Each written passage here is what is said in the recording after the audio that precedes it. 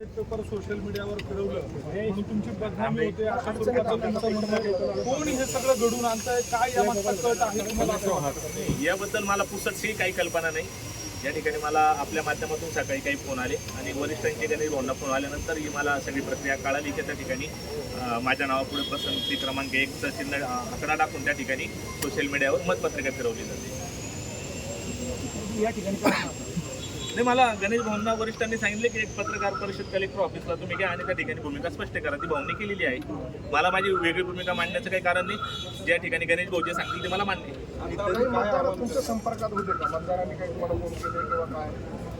मतदार मला मागच्या 8 दिवसापूर्वी जेव्हा आपण प्रचार थांबवला तेव्हापासून मतदारांची इच्छा होती की मी त्या ठिकाणी पुढे कंटिन्यू करावं, पण मी त्यांना सांगितलं की गणेश भाऊंचा आदेश त्या ठिकाणी मोडू शकत नाही आणि गणेश भाऊंचा शब्द आमच्यासाठी अंतिम असतो कुटुंबामध्ये आणि तो शब्द मी पाळलेला आहे. मी पुढे त्या ठिकाणी प्रचार केलेला नाही. काल रात्री पण माझ्याकडे 200-250 लोक आले होते की आपण त्या ठिकाणी पुढे गेलं पाहिजे, किमान आपण पुलिंग एजंट दिले पाहिजे. तर मी 2-3 ठिकाणी खूप आग्रह खातर ते घरातून जात नव्हते म्हणून मी पुलिंग एजंटच्या कोऱ्या फॉर्मवर सह्या दिल्या. मग त्यापैकी इगतपुरीला कोणीतरी पुलिंग एजंट उबाटाचा कोणी नगरसेवक त्या ठिकाणी बसला असेल तर त्याच्यात लोकशाहीमध्ये आक्षेप नसावा असं मला वाटतं.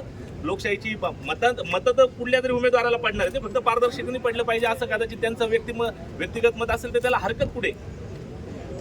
उबाठाने ठरवलेलं आहे का शिंदेना मत नाही तर ते मत गोकुळ गीतेंना मिळणार का? ते तर उभ्या महाराष्ट्राला माहिती आहे ना उबाटा आणि शिंदेचं काय चालू आहे ते आता परत कालपासून त्याच्यात अनेक काही घडामोडी घडतात. त्या विषयावर मी बोलू शकत नाही. पण महाविकास आघाडीची मतं, मालेगावची मतं ही तुम्हालाच अजूनही मिळतील अशी एकंदरीत माझं काही कोणाशी बोलणं नाही झालेलं आणि पडले तर त्याच्यात मी काही करू शकत नाही. ऑलरेडी त्या ठिकाणी आपण पूर्वी पण गिरीश भाऊंना हा शब्द विचारला होता की मतं पडली तर काही पण होऊ शकतं. चमत्कार वगैरे लोकशाहीमध्ये असे काही घडत नसतात. लोकांनी दिलं तर काही होऊ शकतं. लोकांच्या मनात काय आपण सांगू शकत नाही. मी काय जे गणेश भाऊंनी सांगितलं ते लोकांनी तसं पुढे करावं असं मला वाटतं. नाही, मी माझा प्रचार थांबवलेला आहे. माझी कुठली सोशल मीडियावर त्या ठिकाणी कोणी माझ्या कार्यकर्त्यांनी पोस्ट मतदानाची व्हायरल करून ही तेवढी विनंती मी आपल्या मार्फत करेन.